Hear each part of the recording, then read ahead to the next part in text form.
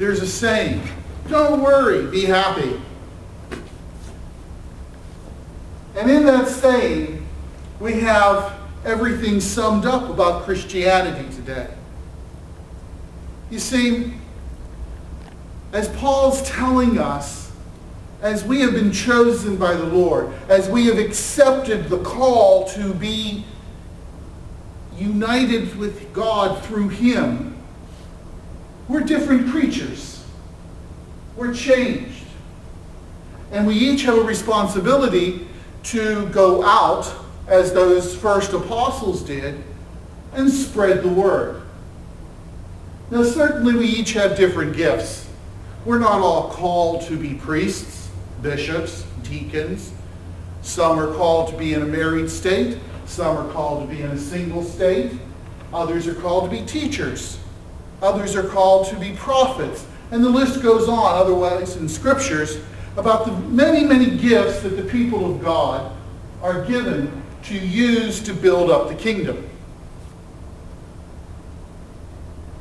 But we're human. And sometimes we fail. And one of the greatest things that drags human beings down is guilt. We failed at doing something. We forgot to do something. And as a result, we guilt ourselves.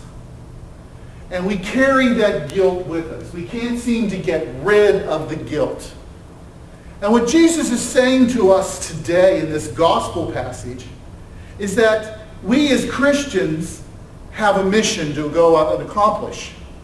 And as we go about telling people about God's love for them and our love for them, sometimes we're going to get rejected. And it's okay. You've been rejected. Don't feel guilty. Shake the dust of that place off of your feet and keep on going. Because you've got a purpose in life that is higher than just that particular situation. There's a young man that does a lot of good work here in our community of Orlando. He feeds the poor. He visits the sick. But he wants nothing to do with Christianity or any organized religion because he's been burned so bad by the organized church. And so in my relationship with him, there's nothing more that I can say to him is, have a good day. Hope you're having a good day. You're doing great things.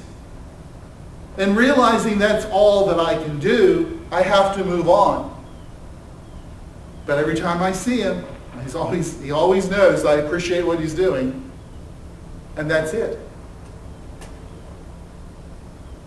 You and I are called to discern what God wants us to do in our life.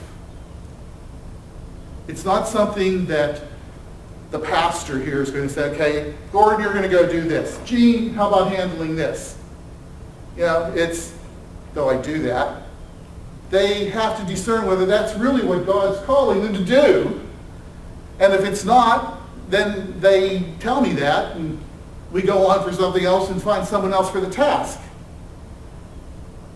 But as you go about today, and as you think about these readings, what is it that draws you to Christ? What is it that Christ is asking you to do to draw others to Him as well?